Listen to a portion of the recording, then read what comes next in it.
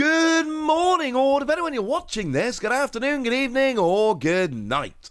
My name's Ross, and as always, told out of Voice of Radio. So today we got some new cards to look at from that new set, Night Wanderer, that are broken, but there's a catch.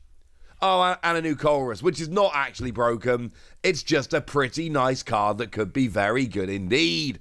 Let's start there, because that does actually lead on to one of the cards that is actually broken. But there's a catch. So we got a new Corus card, and it is not Corus's Experiment. It is just, in fact, Corus's Obsession. That's what the lovely Anton Boulet has translated it as, and I tend to agree. I have done a translation myself here, but I have checked with the lovely Anton Boulet to make sure I'm not being dumb. So what we got here is a supporter card that just lets you search for a stadium and an energy, reveal them, and put them into your hand. It's fine. As a side note here, it does say energy, it does not say basic, it does not say special, so the clear implication here is that you can search for any energy, whether it is basic or special, it's fine. And look, we don't have good ways to search for special energy. Special energy is always one of those things that is an absolute pain to go and search for, so yeah, being able to search for special energy using a supporter card is pretty gosh darn good. It means if you're relying on special energy, you can just go and use this to go and get it. I think that's brilliant, honestly. I love it. But you also get to go and get a stadium, which I'm going to show you in a minute. We got a really good stadium here, which is absolutely lovely. And yeah, you know, we got stuff like Raihan can search for special energy as an example, but that's only if you had a Pokemon KO'd last term, which is, well, I think not ideal would be a nice way to put it. And also, that was an Evolving Skies. It was Regulation Mark E. It done gone and rotated out. So, being able to search special energy is good. Being able to search stadium is good. I equate this card a little bit to Arven.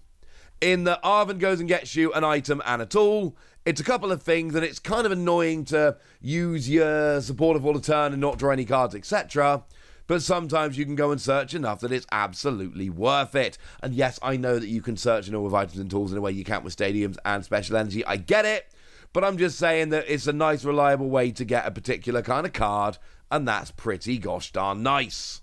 I'm giving this between 3 and 4 Wassies. We don't give half Wassies. That would be barbaric. Not a stunning card, not a broken card, but a nice card that you may well end up popping into a deck at some point. But then we've got a card that wants Corus to be around. We've got a new Kyurem, which, as promised, is utterly broken, but there's a catch. You see, Kyurem's got an attack, 2 water, 2 metal, 1 colourless, very expensive.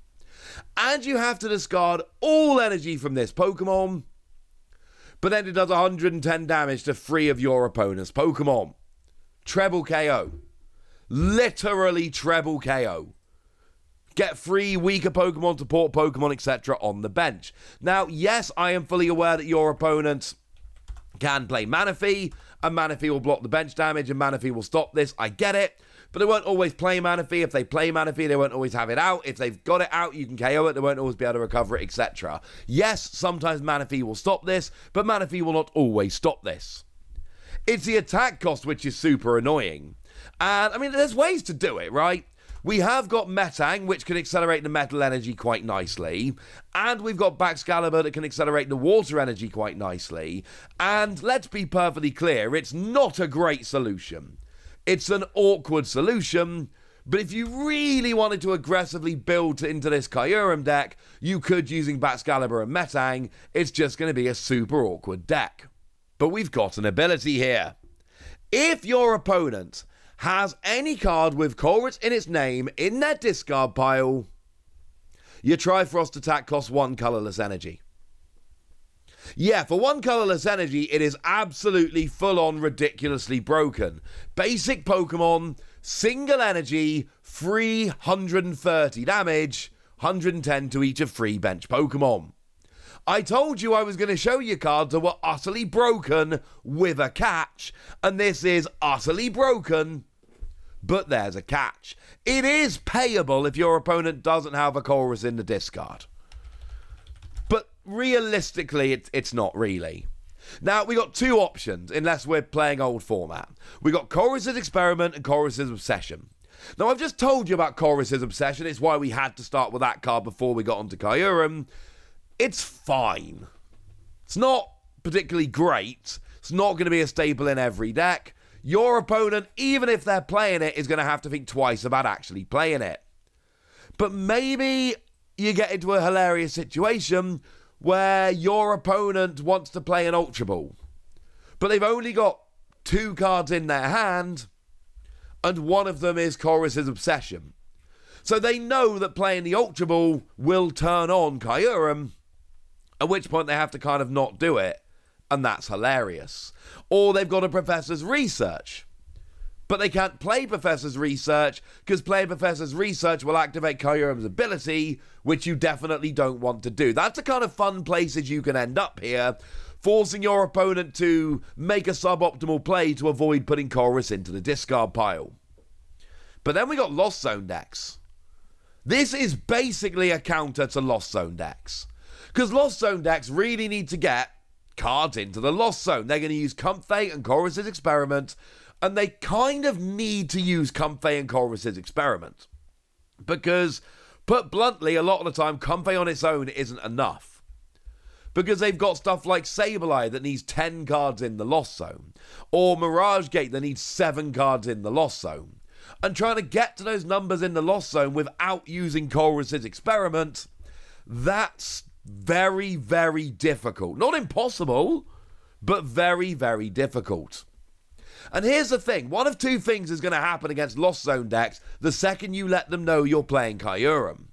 Either they just do what they're going to do anyway, and you've got a ridiculous attacker, and incidentally, against Lost Zone decks, where they've got a lot of low HP Pokemon, yeah, 3 times 110 is going to be ridiculous.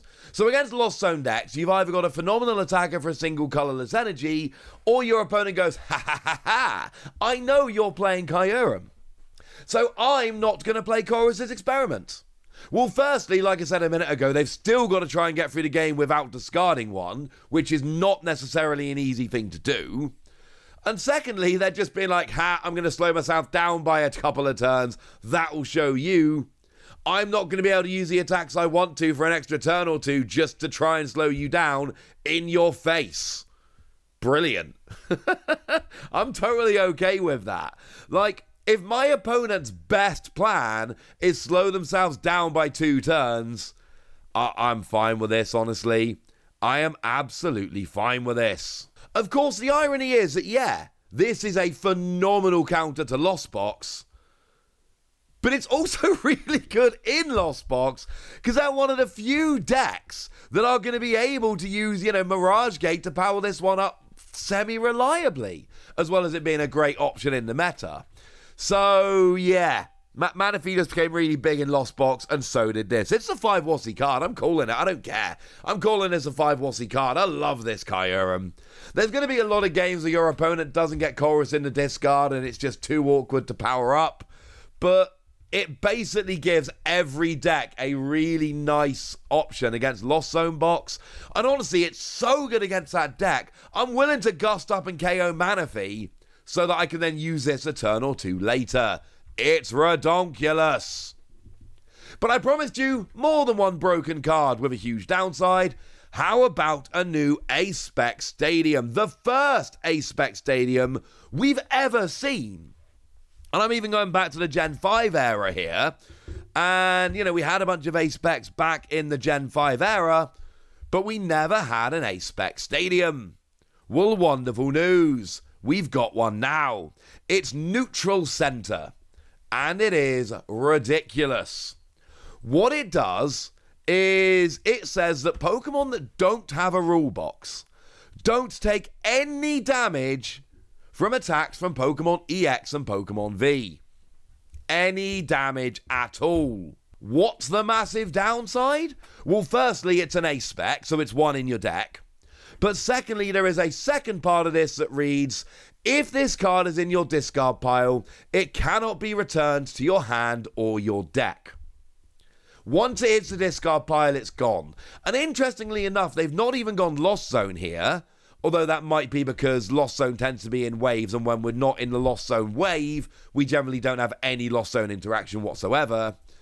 But also they've gone and been really specific and been like, when it's gone, it's gone. It's not coming back. I kind of adore this, honestly. This is brilliant. But it's really risky. Because there are a lot of ways to get rid of stadiums. Your opponent plays their own stadium over this, it's gone, it's not coming back. Your opponent plays Lost Vacuum to get rid of this stadium, it's gone, it's not coming back.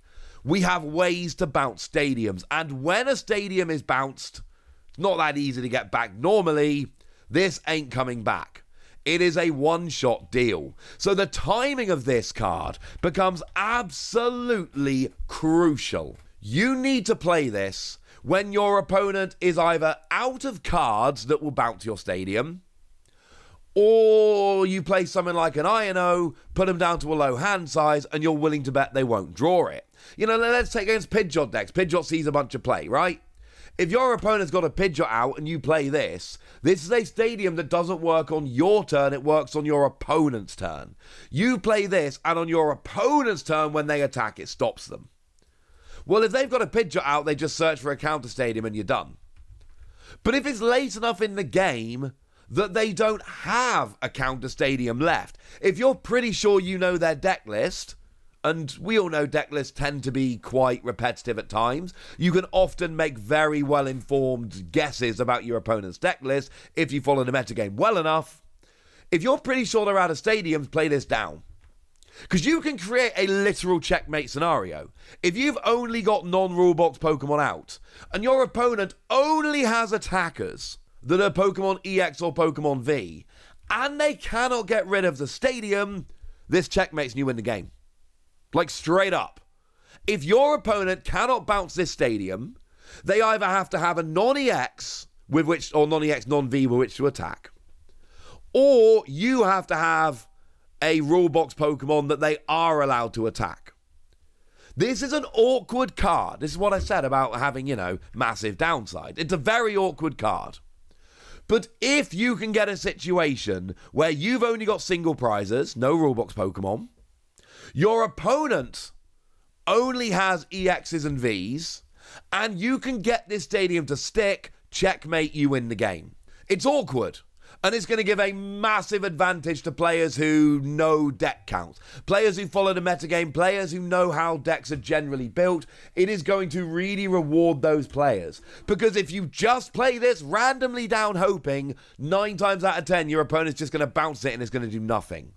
This is a card that has to be timed. It is a card that has to be played when you are sure that your opponent doesn't have an answer. There are a lot of ifs, buts, and maybes going on here, alright?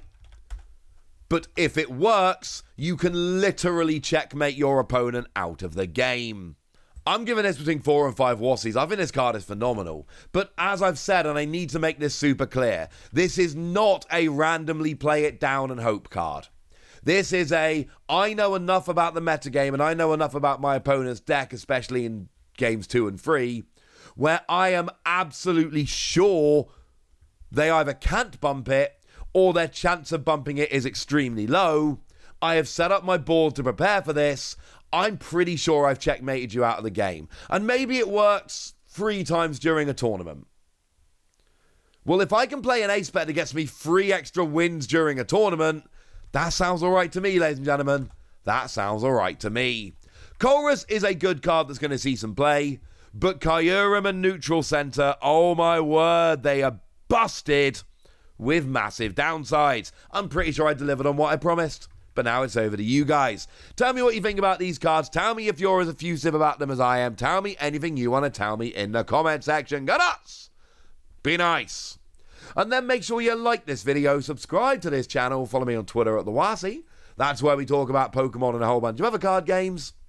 And please do consider checking out patreon.com/PTCG Radio, where you can support the channel, get some bonus podcasts, join a Discord, and all kinds of fun things. And get shoutouts on the channel like the lovely William Shaw, who's been a supporter of ours for a long time now and is a very lovely person. So shout out to them for the support and the loveliness. But by far the most important thing as always, look after yourselves till next time, would ya? Thank you very much for watching. My name's Ross, and you've been watching PTCG Radio.